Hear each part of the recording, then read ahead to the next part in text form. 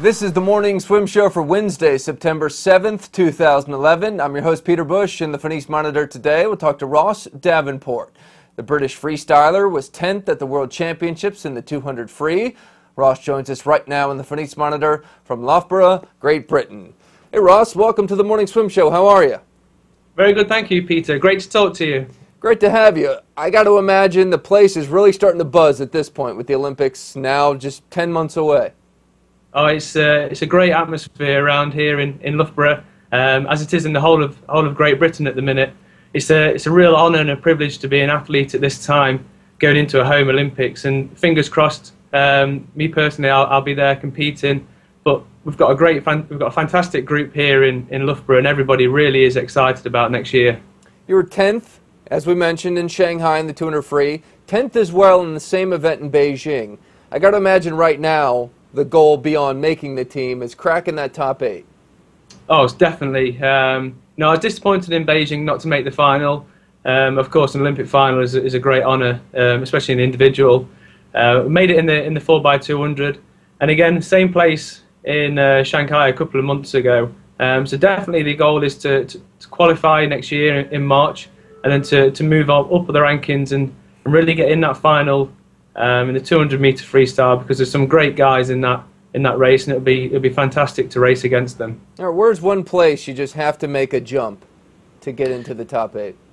I don't think it's one place in particular, but there's lots of little 0.1% that we need to make the difference, and I think combined that will make the difference in coming 10th into making the final or not. Who do you think will win the 200 next year?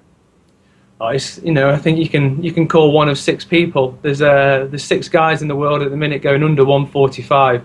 It's an incredible event, and it's anybody's guess. But obviously Ryan Lochte winning the World Championships, it'd be foolish to bet against him. But then again, it'd be foolish to bet against Michael Phelps. So who knows? It's going to be an incredible race to watch. Just hopefully for me, I'm not watching it, and I'm actually competing in it, fighting out with the best in the world. That'd be something, huh? Oh, it'd be absolutely incredible. I think it's certainly one of the most anticipated races. And then you've got the likes of Ian Thorpe. Will he be back to shape then? Will he be able to go under 145 and be in contention? Who knows? It's just, it's an incredible event, and it's going to be fantastic to watch. I must imagine there's quite a bit of excitement too, thinking about relay potential for the Brits next year. I mean, all 3 relays really have, decent chances at a medal. What do you think about your 4x2? Well, I think the 4x2 is, we came 6th at the World Championships, and for us, and that's a good position. We managed to obviously win that 6th position. Moving on to next year, we need to move up. We know we can improve. There is areas where we can improve on, and like you say, there's certainly medals available. If we make that step up, use the home environment, use the atmosphere to our advantage, we can certainly make the step up. And like you say, all of the 3 relays are looking great at the minute, and the men's 4x1 medley relay is also looking very good. So, we're in a good position right now. We're probably not tipped to medal, and hopefully, fingers crossed, we can put in a performance with the home crowd behind us and get up onto that podium, which will just be a fantastic feeling. You'll certainly have the adrenaline going, I'm sure. Are there any young up-and-comers in British swimming right now that give you a little bit more hope that by next year you have maybe that 4th person that you've been missing to move up to the medal stand? Yeah, to be honest, there's a whole wealth of youngsters coming through. Rob Bale, he didn't make the World Championships this year, had a little bit of an indifferent year. But he was flying 2 years ago, and he wasn't on the scene this year. So he's going to be back to his best next year. Jack Scott, who swam with us in the final at Shanghai, He's a young lad. He's growing. He's developing. He's learning every time he does it. So he's going to be there or thereabouts. Josh Walsh, he was an alternative in the relay. He's a great swimmer as well. So there's a lot of youth coming through that's keeping us all on our toes. And obviously with the home Olympics, there's a lot of youngsters that want to make the Olympics, and there's a lot of older guys that are hanging on. So the depth in swimming at the minute in Britain is absolutely amazing, and it can only be a good thing for us as a nation going into home Olympics. You mentioned Phelps and Lochte. You have your own rivalry going with your countryman Robbie Renwick. You guys seem to alternate between top spot and that 200 freestyle. What would you say is the relationship between you guys? I think that one of the great things about swimming for Great Britain is the bond that everybody has. Everybody genuinely are great friends. Whether you're competing against them or different strokes or male and female, everybody gets on together, and it's such a great atmosphere. And that's going to help us next year, moving on into London. And I think that bond is what's going to make the difference from probably this year, where we probably had a few fourths, a few fifths, sixths, and missing medals by a couple of tenths. Next year, we're going to have the whole team behind us, as well as the whole nation. And I think that's going to make the difference next year. But like you say, mine and Robbie's relationship is like anybody on the team. It's a great relationship, and we have literally flip-flopped who's been the #1 ranked 200 freestyle in the country for the last 6 or 7 years. So this year, to date, it's me this year, and hopefully I can continue that next year. But I know he's a great competitor, and he trains hard, and he'll be trying to get that mantle back next year. So hopefully I'll be able to keep him at bay just for another year at least. Well, someone that you train with every day, who a lot of our viewers know, Liam Tancock, how's he doing? I mean, he's certainly one of your country's best chances for a medal next year. Yeah, certainly. Liam's a great athlete. He's naturally strong. He was born to swim, and I think he has got a very good chance next year of medaling. He came, I think it was 6th in the World Championships this year, but he only missed the medal by a couple of tenths. It was so close.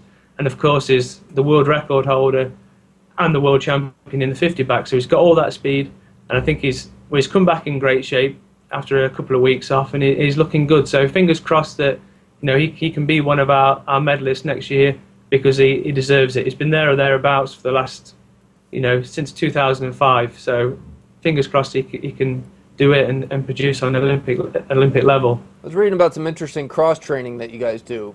Rock climbing, kickboxing, stuff like that. Is that just to shake things up and not get bored, or do you really feel like those specific exercises give you benefit in the water? Both, to be honest with you. If anyone's done kickboxing, they know it's incredibly hard, and you never see really an unfit boxer. So it's great for fitness. It's great for strength and power. Rock climbing, again, it's all connected. Your arms and legs on the wall. You've got to be at one with yourself, and you've got to use your core strength. Drive with your legs, pull with your arms, which is exactly what you have to do when you're swimming. And we also do ballet. So it's we're 1 minute we're trying to kick 7 bells out of each other. The next we're trying to be elegant and trying to do a ballet routine. So it's it is a mixed bag, but it's from the results that we've got over the past few years as a squad. It certainly shows that it is actually helping us. You do ballet? Did I hear you right there? Yeah, ballet. No leotards or anything like that. Still shorts and t-shirts, but it helps with our breathing. It helps with flexibility, and it's, again, you're using your core all the time, which is something now the suits have gone, that you need to be more aware of your core and your position in the water. So we have a great ballet teacher that I think nearly understands that we're certainly not ballerinas or anything, and we are actually swimmers. So it's great fun if nothing else, but it certainly does help. All right, so you make the final of the 200 free, and you can dance out to the block, right? Oh, certainly, yeah. I'll be waltzing out and pirouetting, and I just won't be in my tutu, though. And if you get a medal, they can build a special podium where you can climb up. I tell you what, if we get a medal, I will wear a tutu and, you know, leggings. That would be brilliant. That would be brilliant to watch. Hey, what do you do outside the pool? I mean, you're 27. Are you a professional swimmer? Do you have a part-time job? If not, what do you want to do when swimming's done? No, I'm a full-time athlete, and you know, I've got my goal of making it to next year's Olympics. I'm going to have to reassess after that to see where we go from there. But I still love swimming. I still enjoy it. I've still got the hunger to get up every morning and go training. So, you know, the benchmark is definitely next year, but hopefully I carry on for another couple of years. But no, I'd like to do a job that keeps me active, keeps me fit. You know, I think it'd be such a shame that we spent 20 odd years swimming, keeping fit, keeping active, to just go and let it all go and become fat and unfit. So I'd like something that will keep me active. I also would like to give something back to the community and help some other people. So at the minute I'm thinking along the lines of the fire service, but in Britain it's incredibly hard to get into. You know, you can get up to 8,000 applicants for 4 or 5 jobs. So I also realise it's going to be very hard to get into. So it's something that I'm planning now for when retirement comes, that I'm ready and prepared to go into a job. I think after next summer, your name will stand out a little bit at home.